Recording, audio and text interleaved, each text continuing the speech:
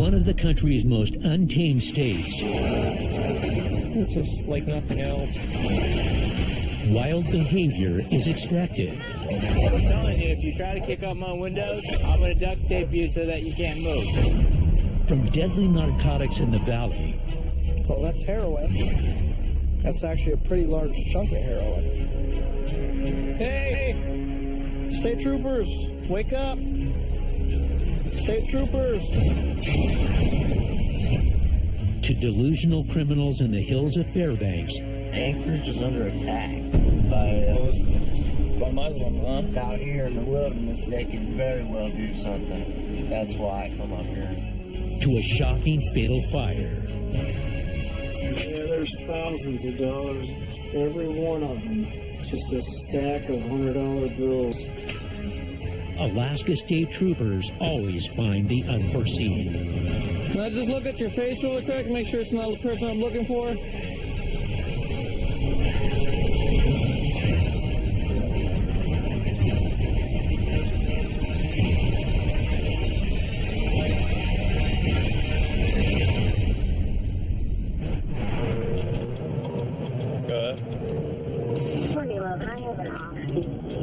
Officer on the phone. He's advising that a vehicle had followed his wife, getting close to the residence, followed her for quite a ways.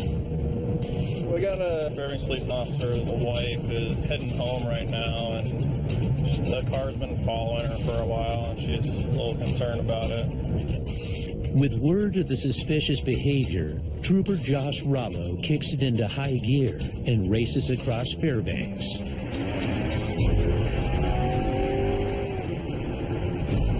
She's getting close to home now, and it sounds like the car is still following her. We're not too far away.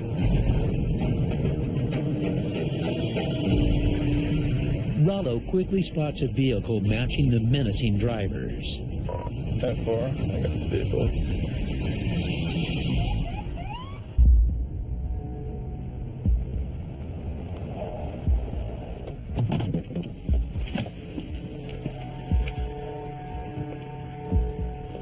Morning, sir. How you doing? I'm Trooper Rollo. Pulled you over. You got a guy calling. He's worried that you're following him.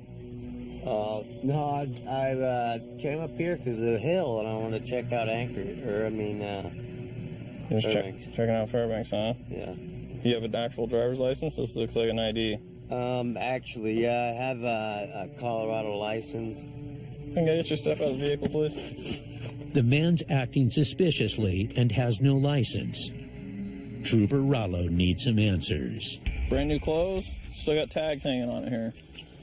What do you got here? Feels like a pipe or something. Oh, yeah, that's for my medical. Your medical? You got a medical? Out of where? Colorado. Everything's out of Colorado, but you don't have a driver's license down there either. This guy doesn't have a valid driver's license. So he says he has one out of Colorado. Says he also has a medical marijuana card out of Colorado. We'll see. I don't really believe either one so far. The officer who called it in describes the man's odd behavior. What was going on? Wife stopped to get gas. She noticed this guy. And the next thing she knows, he's up next to her, smile, and giving some type of weird smile, and playing this cat and mouse game all the way down Farmer's Loop. And when she turns, he decides he's going to follow her. And she was really freaked out. Dispatch finds that the man doesn't have a valid driver's license or a medical marijuana card. 10-4. So Trooper Rollo tries to get the real story. All right, your driver's license isn't valid out of Colorado. So I'm willing to bet that you don't have a valid driver's license right now, and you're out here driving around, and almost seems like you're casing the area, like you're trying to find some place to go get a hold of something. Actually, that's good that you pulled me over and saw that, because in Anchorage they've I don't even know how to quite put this lightly. What's that? Well, Anchorage is under attack by Muslims. By Muslims, huh? That's why I'm down here. Muslims make up roughly 1% of Anchorage's population. I don't know how well Fairbanks did. That's the whole reason why I'm even down here. And if I gotta go to jail to track these guys down, that's fine. I don't mind. Track who down? To track these Muslims down. These guys want to come in here and you know, do what they do. Is that what you're really doing up here? You're tracking down Muslims? I'm not tracking them down. That's what you just said. Showing people. Showing people, look, that guy right there, yeah. Okay. But Rollo's not buying the bizarre excuse. He stays on task and gets permission to search the car. He's got insurance cards in here for other vehicles. There might be a little marijuana in there. Find a lot of it. His search turns up a more likely reason for the man's behavior. Living on his truck, he's got quite a few nice things. It's not infrequent to contact someone living out of their vehicle, but I don't usually have expensive brand name jackets and winter wear and brand new camera. Quite a few things that are still in their original packaging here. Kind of wonder if he's stolen some of this stuff, though. With drugs and a truckload of possibly hot items, Rollo takes another crack at the suspect. Now, you know, there's a lot of weird little things here that are kind of the spidey sense in the back of my neck standing up here. All right? It really seems like I got a guy here that doesn't have a license, and he's up in the area, casing out their area, trying to follow someone home. Rather than this, trying to make everybody aware of the Muslims taking over, and not sure I entirely believe in everything that's going on there, man. But the man sticks to his story and denies stalking the police officer's wife. Well, if you go down to Anchorage, you'll see out here in the wilderness, they could very well do something. That's why I come up here and do this.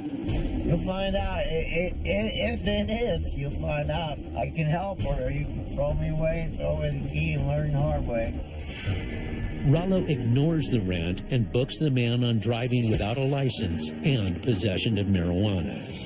He never determines why the suspect was trailing the woman, but his motivation was probably robbery, not averting a holy war. He says he's tracking down Muslims, and if he needs to go to jail, apparently to prove his point, then he's all right with that. On the wild western side of the state, Trooper Nick Massey gears up to make the long trek from his post in St. Mary's to the remote village of Aluckanuck. He's investigating a gruesome tragedy that may be a homicide. Last night there was a fire in Aluckanuck, and we're going to be helping out the state fire marshal's office to investigate the fire. In order to get from St. Mary's to Aluckanuck, we are going to drive to the airport. We're going to catch an airplane and fly to Emonic.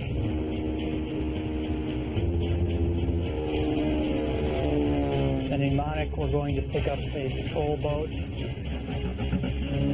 One trip and 3 modes of transportation is normal for here. It's a tough journey, but for good reason. An 88-year-old woman was killed in the fire. But the Alaskan fire marshal can't get there. He's stuck in Anchorage due to weather. So it's up to Trooper Massey to collect evidence, secure the scene, We want to get to the fire before any evidence is lost. and determine whether the fire was an accident or arson. After a 1-hour, 70-mile journey, Good timing. Massey reaches the harrowing scene.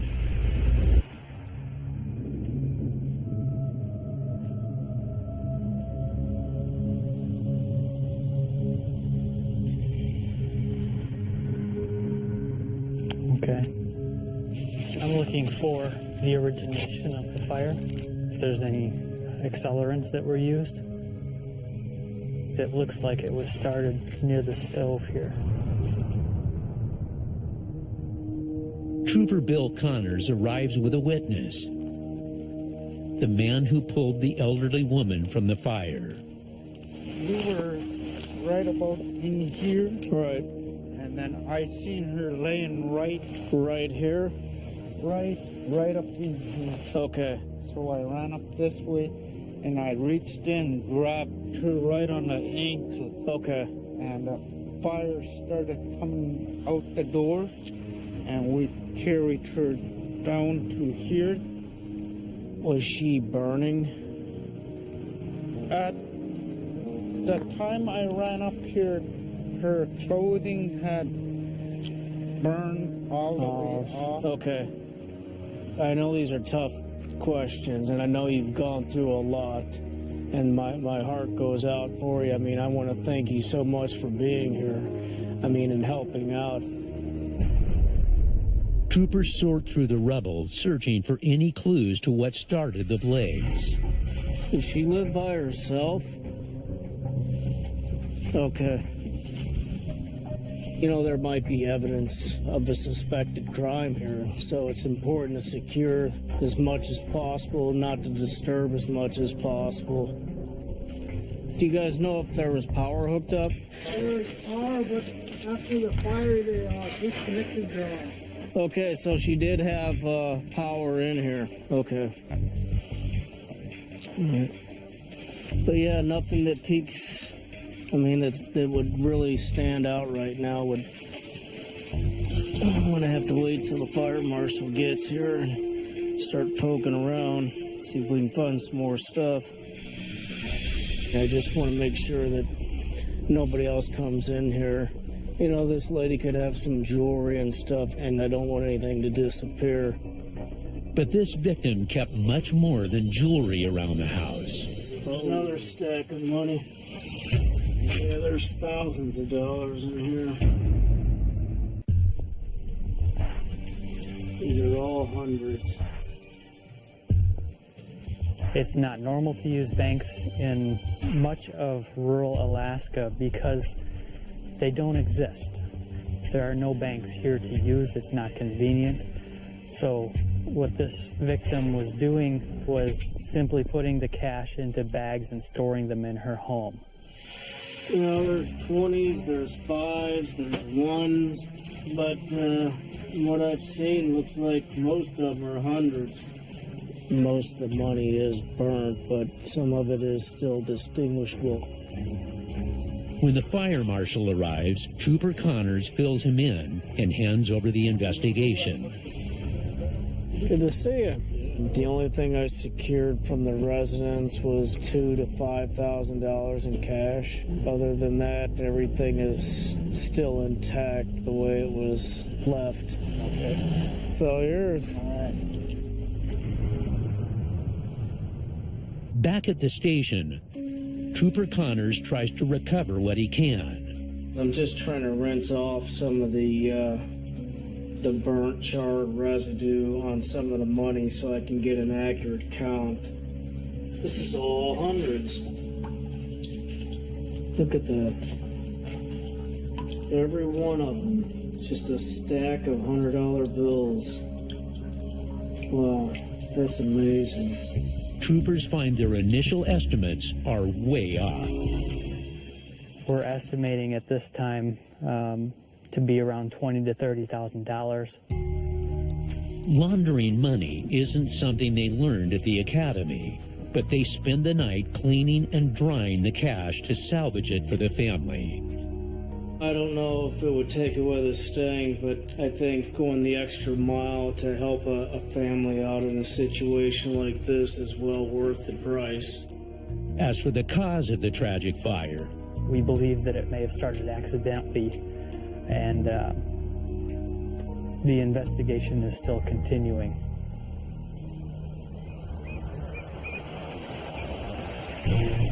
In Alaska, troopers never know what they'll find on the side of the road. We've been dispatched to a welfare check where a male is reportedly passed out or sleeping in a vehicle, and the vehicle's supposedly running. They're not sure if he's drunk or having a medical issue. 18, 10.3 area.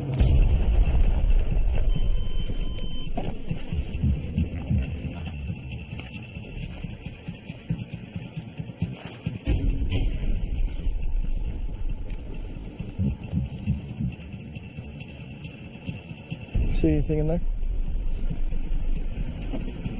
There's got a bunch of academic needles right here.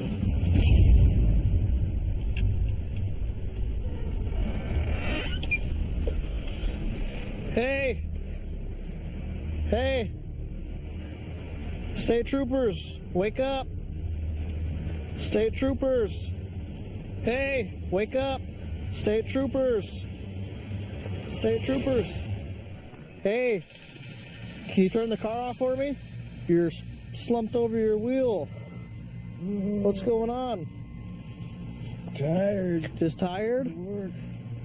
But it looks like he was working on getting high. Immediately I could see the syringe caps sitting around his lap. I could also see a tie-off string.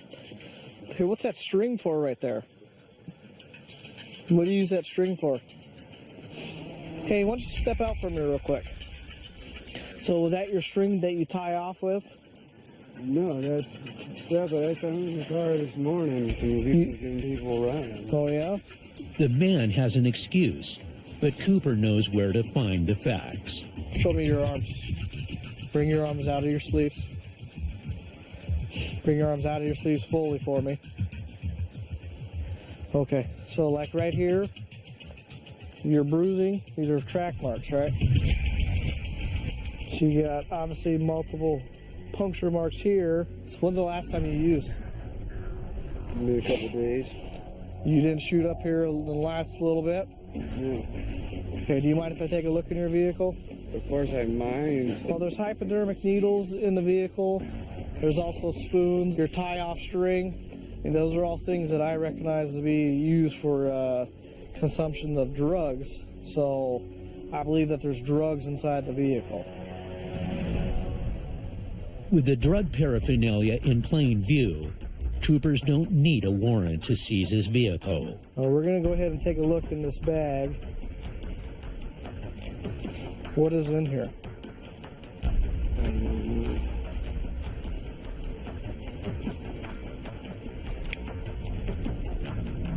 Well, that's heroin. I mean, I know the smell of heroin. Saw it sticking out underneath the seat this morning. Well, this wasn't sticking out into your seat. It's in plain view. Well, no, I pulled it out. That's actually a pretty large chunk of heroin. All right, well, go ahead and turn around for me. You're going to be placed under arrest, okay? Turn around for me. Well, for right now, at least the felony drug possession, okay? It's not mine. What's mine? I have my medication. Well, it's in your vehicle. It's sitting in your front seat. That's a good-sized ball of heroin there. Black, sticky, vinegary smell. All the indications of tar heroin. We don't typically take this much heroin off, folks. We're going to probably say it's a gram to 2 grams, which isn't a single-use hit here, so it's multiple-use hit. My guess is he's probably selling of some sort. Cooper may have more than just a user on his hands. He may have nabbed a dealer.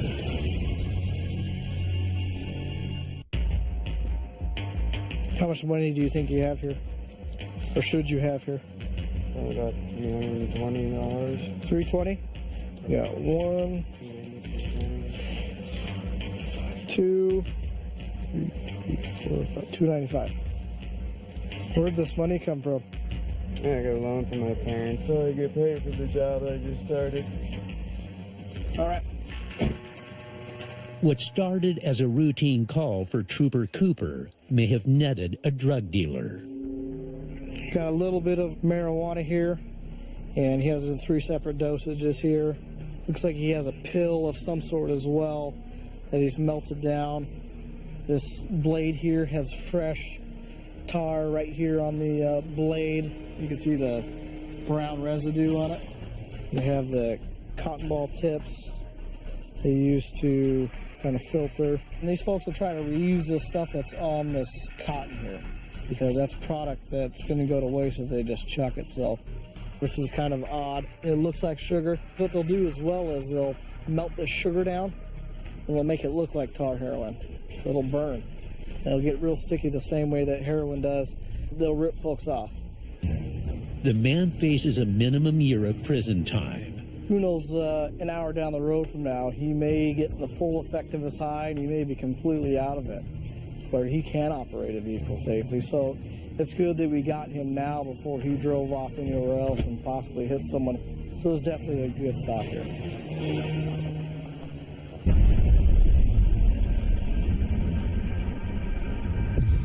550 miles northwest in Kotzebue.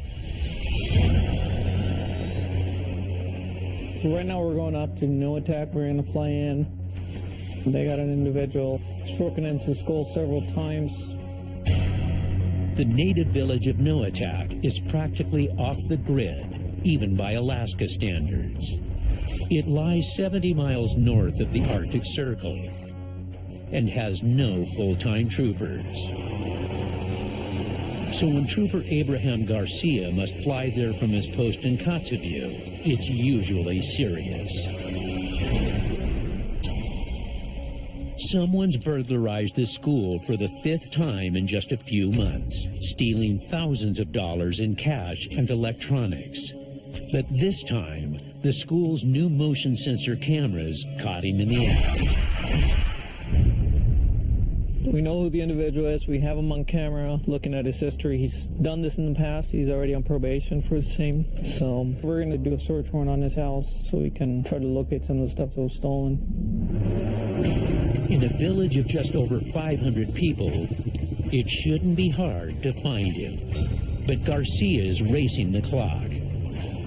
There's only a limited number of flights a day into No Attack, and Arctic storms are bearing down.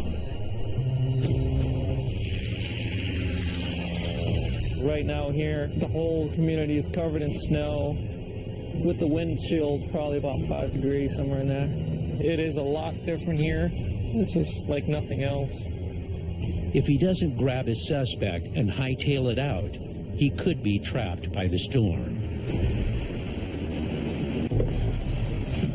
Hi. Nice to meet you. On the ground, Trooper Garcia connects with a village police officer. So how long are you working? 2 weeks? Yeah, I started last Monday. It should be interesting. And we're going to the school. Go talk to the principal about the case. At the crime scene, it's clear that the criminals did their homework. This is where they broke in. They definitely used something that was electrical, probably commercial strength saw. As you can see, they actually sawed right off the hinges here. They took some electronic equipment, an iPad and some iPods, and between $2,000 and $3,000. It's very hard to get that money here, being in an isolated village. Armed with the intel, Trooper Garcia starts his hunt. We're going to do a search warrant on his house so we can try to locate some of the stuff that was stolen. Have the VPO go in there with me and we'll serve it. But in this tiny village, news travels fast. And even though the burglars stole from the community, many villagers are reluctant to turn in one of their own. This is a small community. He might have gotten word that we're looking for him and he might just go out and hide. It does get frustrating, but there's really nothing you can do.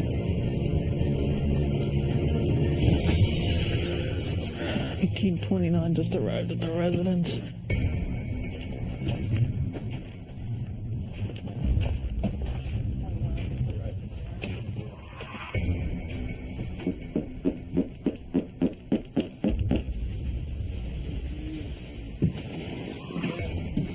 Alaska State Troopers. Where's the at? It's the suspect's brother. I have a search warrant for the house. I think you have an idea what's going on, right? I'm looking for everything that was stolen. And if he's here, you gotta let me know. Is he here? No? he seems to be covering for him. Where's the stuff that was stolen? Does your brother sleep here? These beds here? Yeah. Okay. But after a quick search, Just located a otter box. Appears to belong to an iPad. jackpot. Who's got an iPad in the house? Nobody. I think this one belongs at the school. See the numbers on there? Your brother definitely needs to get a hold of me now. I don't think I'm leaving today. I was hoping to arrest this guy and be out of here by noon, but he's hiding somewhere. Garcia is racing the storm, but he won't leave until he finds what he came for, even if it means searching door to door. Where do you think he might be hanging out at? Probably. We can swing by there, see if he's there. Do you know where he stays at? Trey. Thanks. If we don't locate him here, he might have gotten word that we're looking for him, and he's probably hiding in the woods, and he'll be out there for a day or two. How's it going? Have you seen him? We're just seeing if he was here. Haven't talked to him since last night. The suspect's in the wind. Trooper Garcia. But then Garcia gets a lead. A suspicious camping tent spotted down by the river. All right, bye. He might be hiding in a tent out in the bushes somewhere along the river here, so just driving up and down and see if I can see it. Vague description of the place where it might be at. He takes his 1,000-pound Razor Trooper vehicle over the frozen river, but he must tread lightly. It's kind of dangerous right now. There's still some thin ice on the ground. Still not thick enough, so just got to be careful. Falling through the ice in these waters could kill him in less than 30 minutes.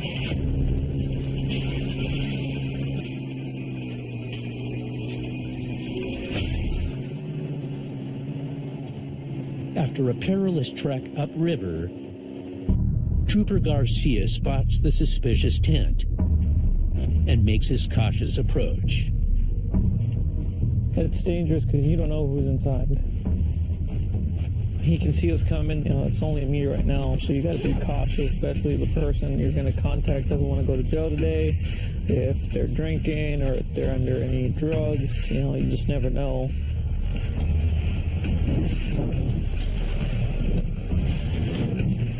Morning.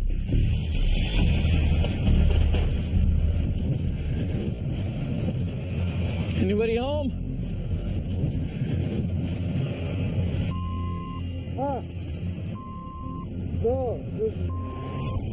The camper says he's not Garcia's thief, but the trooper must be sure.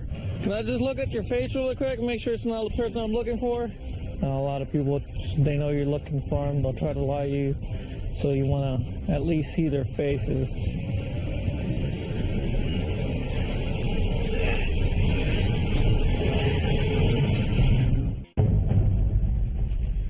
Can I just look at your face really quick and make sure it's not the person I'm looking for? Oh, okay. I know who you. Okay. How you been? No, good. All right. I'll let you warm up. Thank you. Good morning. Yeah, have a good day. False alarm. It's not the burglary suspect Trooper Garcia is hunting. We'll go back to school. It's way too cold to be outside. As darkness falls over the village, temperatures plummet to below 10 degrees, so Garcia calls it a night. We've been looking. We spent all day knocking on people's doors, and he still was able to elude us and hide from us. But the chase isn't over yet. The next morning... Okay. Yeah, it shouldn't take more than 30 minutes. Trooper Garcia gets promising news. This morning, his mom let me know that he was ready to talk and give himself up. Garcia moves in before the suspect can change his mind and vanish again. Morning. You got a place we can talk? Yes, we can talk right here. So what happened? Guess I got myself into some trouble. Who was with you? Is that a yes? Yeah, okay. He admits his brother was his accomplice, but he won't give everything up. What happened to the money you guys took, the $2,000 or whatever it was? Spent it. Where's the iPad? Long gone, I guess. We chucked everything. You guys chucked everything? You just don't want to tell me. Did you sell it? Oh, I wanted to, but... The more we recover and give back to the school, it's going to look better on you guys. Okay? They took the iPad, tried to sell it in Cavallina. So you know what's going to happen at this point, right? You want to grab a jacket, it's cold out there. After an extensive manhunt, Garcia finally gets his man. Now he must wait for the plane to make the 20-minute flight back to the trooper post in Kotzebue. Initially, he tried to lie about the iPad that had disposed of it, but through the interview, just by asking him, determined that it's with his brother, who is also involved. The man faces breaking and entering charges and 4 counts of burglary. Why did you guys do it? You're not the first one that tells me that times are hard. Dumb, foolish mistakes. Looking for money.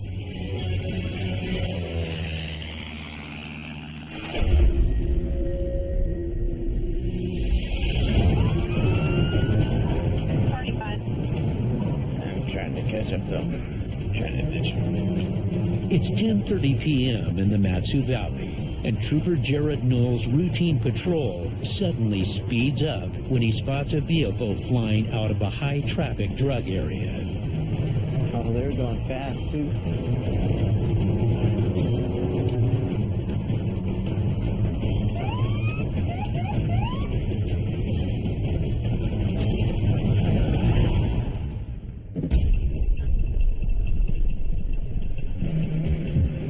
How you doing?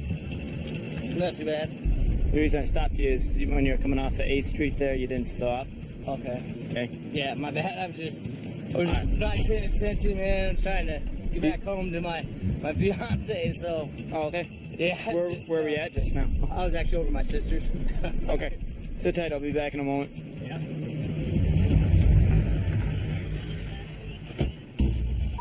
272968. Something has the trooper on edge. I mean, the name sounds familiar. 49 is 1097. Probation for hindering prosecution, promoting contraband.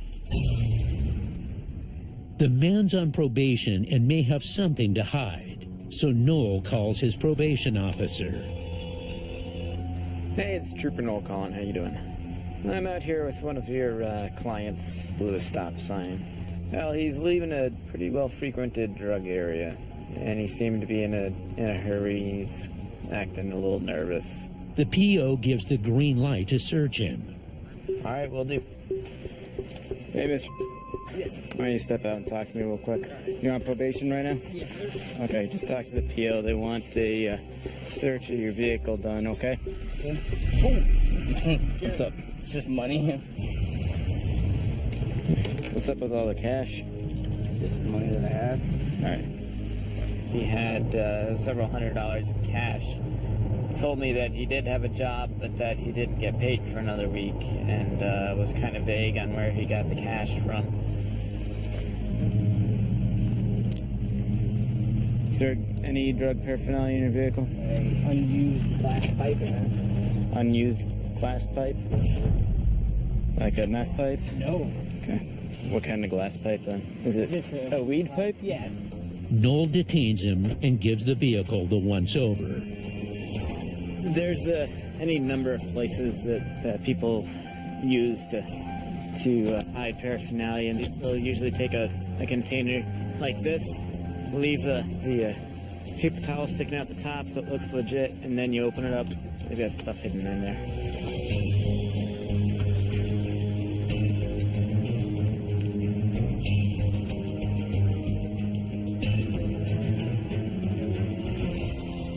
That pipe was used. What pipe? That pipe was never used. Yeah, it's got ash on it. Yeah, I don't know, man. I'd never used it. It was in my property box. I honestly never smoked anything out of it. But someone's used it, and it's in his car. Backup arrives How's it going? and steps up the search. Yeah. You wanted to have that, or? I checked everything except the trunk. His story was he's out of the drug game. A lot of the indicators we saw, it kind of makes you a little skeptical. Is he coming from his sister's house? Yeah. You know, Oh, yeah. that's where he was. He came flying out of there. Once inside the trunk, Noel knows just what to look for.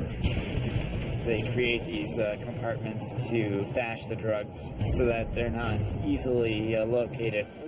So everything in here opens up. Oh yeah, these panels open right there. All the seats pull up. This is a spoon. Oh, there you go.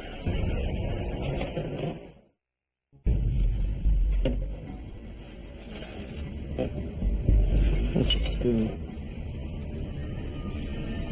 A thorough search of a suspicious car turns up no drugs, but the vehicle's not exactly clean.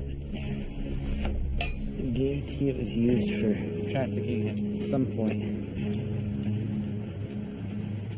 Hey, it's Trooper Noel calling you back. So, did the search, found some minor paraphernalia. Trooper Noel finds nothing to bust him for, but the paraphernalia doesn't please his parole officer. Talk to the PO.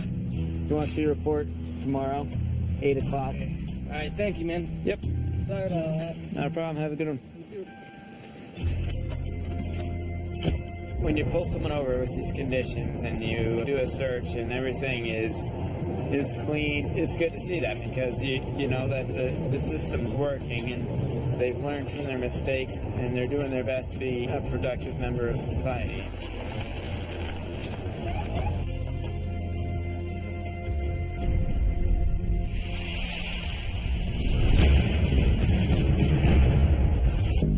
Back in Alaska's interior, Trooper David Bump takes to the skies to investigate a report of illegal hunting. At stake is one of the most prized big game trophies in North America, the Dall sheep. 2 days ago was the opening day of sheep season. And Trooper Bump will make sure hunters in this game play by the rules. We're looking for sheep that are legal. We're looking at salvage of meat requirements. Certain hunters are greedy and would cheat in any way, shape, or form. Bump patrols the hunting range in a Piper Cub airplane. Its mobility is vital to covering his vast patrol area. But there's a killer downside. Small aircraft crashes are the leading cause of trooper fatalities. There's not a ton of landing opportunities out there. I'm always kind of looking for a place if we had an engine failure or some other sort of emergency that we could set down. I'm also thinking about how we're going to survive after we do have to set down. But Trooper Bump's plane isn't the only eye in the sky. We have a specific complaint from a guide that operates in that area, has something to do with spotting specific animals with an airplane. Spotting sheep from the air and relaying it to hunters on the ground is considered poaching and can earn you a $5,000 fine and jail time. Bump locates the complainant's camp and makes a perfect landing on a small dirt landing strip.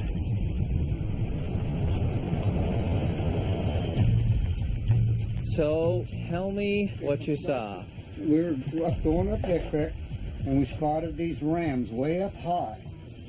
5 rams there, and about that time, here come this plane popping over the ridge. The rams had moved, but we could only see 4 of them. Now, did somebody come up the backside and see that ram and shoot him, or was he up there radioing to somebody on the ground? Yeah. The plane was basically a completely white plane. What kind of plane? Sure it was a Super Cub. Have you seen that airplane since? No, I sure haven't.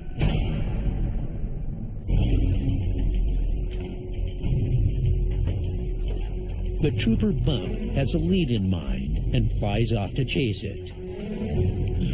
I know where there's a white and red Super Cub sitting right now on a strip over on the Wood River.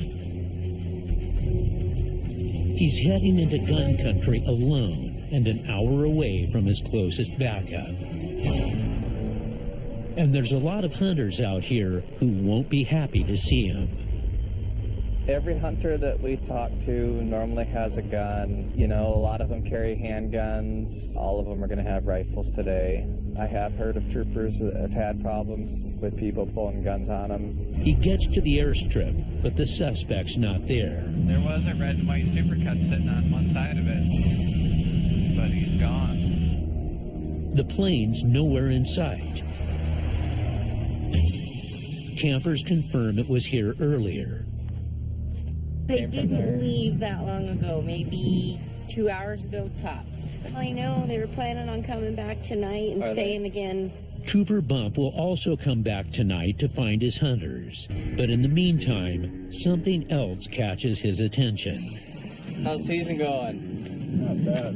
Well, I smell sheep, so you must have been all right. These hunters have bagged a sheep, but Trooper Bump must determine if it's legal. You look from this tip to this. Yeah. And if that's a ring, if that's a perfect circle, then it's fine. Okay. Okay. Ram horns reach a full circle or curl in 7 to 8 years, making them legal to hunt. It looks like these sheep check out. You can just tell. So, well, I'll check some licenses and tags, and you know the drill. But the hunters aren't as lucky with their paperwork. This is a 2011. This is good for last season. How bad's the ticket gonna be? Well, it's pretty bad. $160. These hunters learn an expensive lesson. It appears what happened is when they got their harvest tickets that the last year's ones were still available and they didn't pay strict enough attention to the dates. On the back roads of Wasilla, Trooper Matthew Detterman gets an urgent call to a situation spiraling out of control. 10-4, I'm probably about 4 minutes out.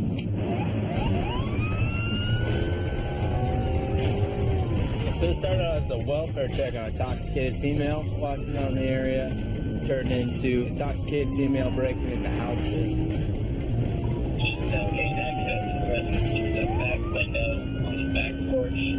She apparently has made entry and she's inside the house. Now it's a burglary in progress.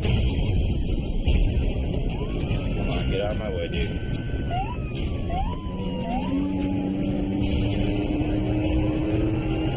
We're gonna get there and try to set up a perimeter around the house.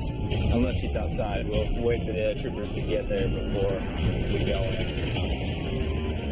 Just south of the house, he kills the sirens and slips into stealth mode. Pretty close to the residence, so I'm trying not to scare her off.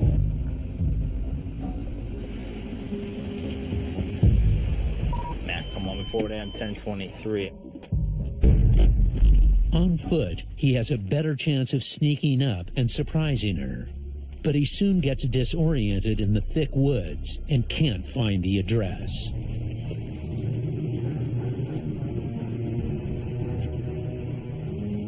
Matt, come 40, can you give me an address?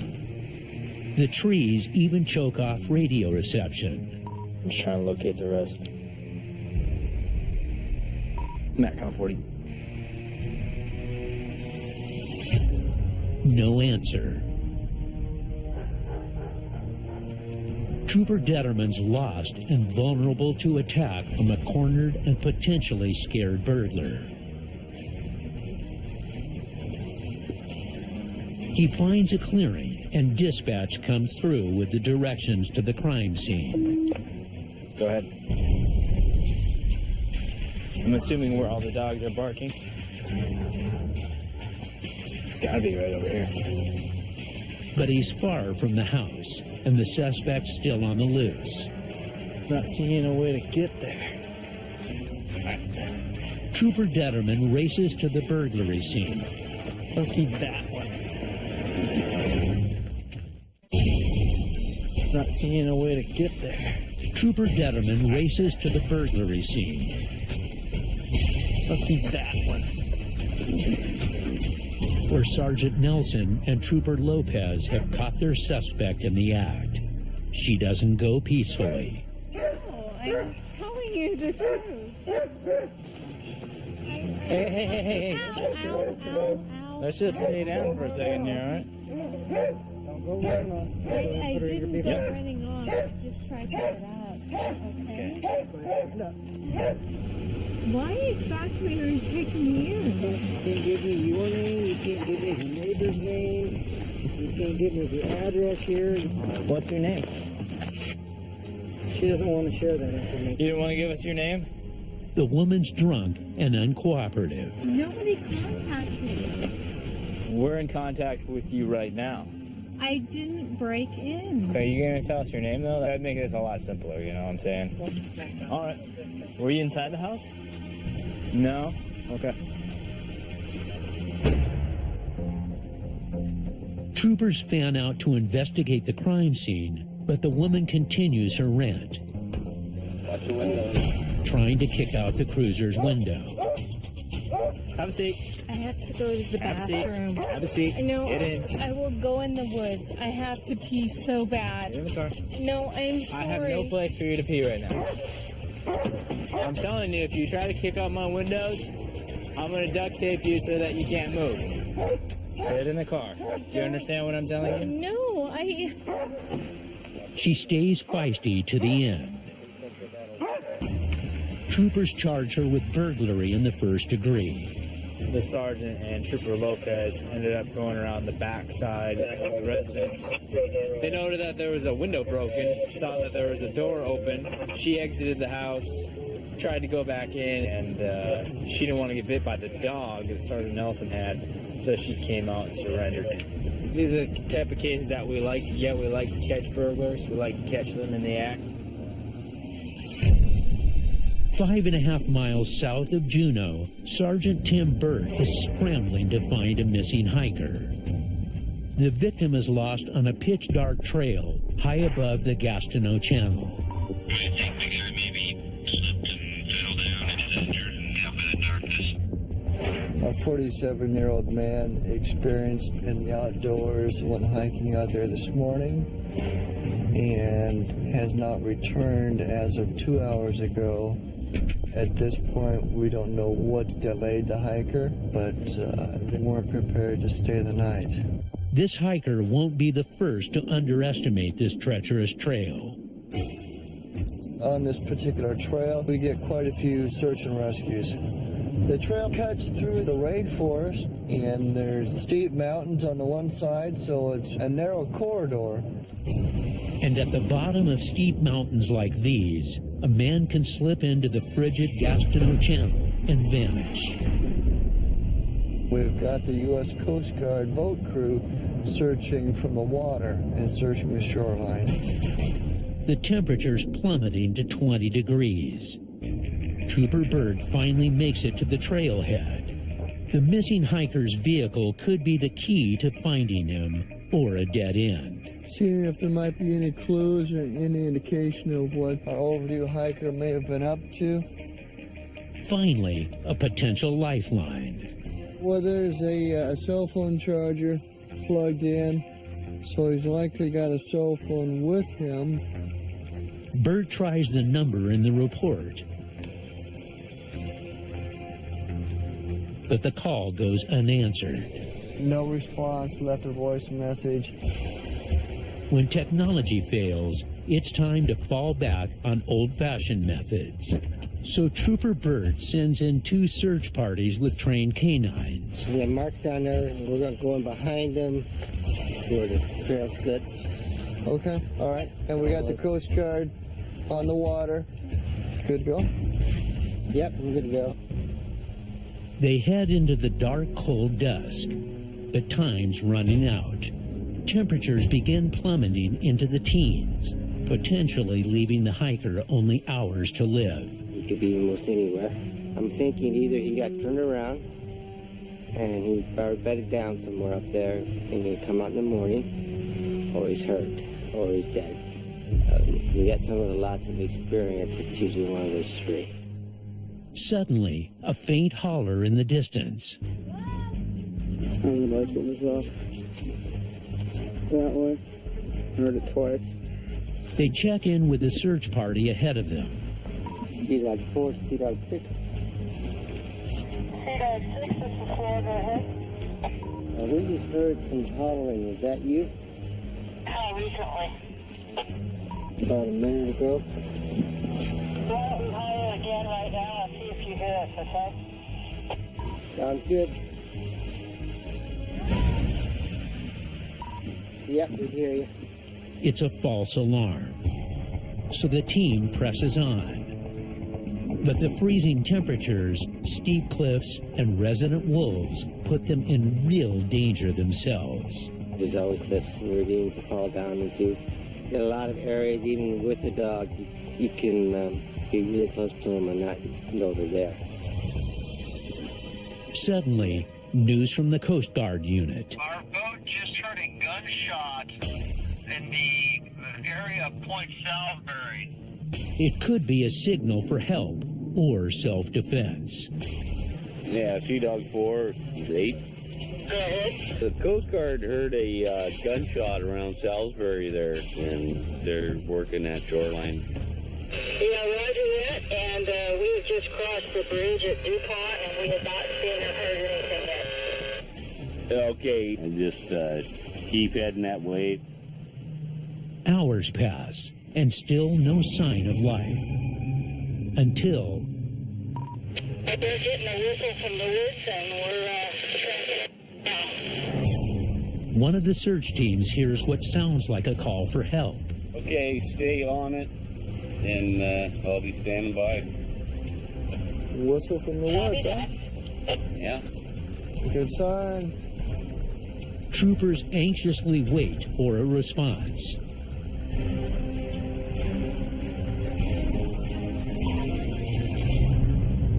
We have contact, and we'll debrief in a second. Excellent. Excellent work. Thank you. Excellent. We can hike him back. He's in pretty good shape. He's got a little twisted ankle, but he said he could hike it out. It always makes me so happy when you find someone alive. Yes. Over 5 hours after the hiker was reported missing, he's safely on his way back to the trailhead and out of the deep Alaskan wilderness. He had located a little cabin there in the woods, held up there until the searchers got there. It's a good evening. It's a good search and rescue. We've got a live body that's coming out, somebody that's happy to see us, and a family that's happy to see their loved ones. So it all worked out.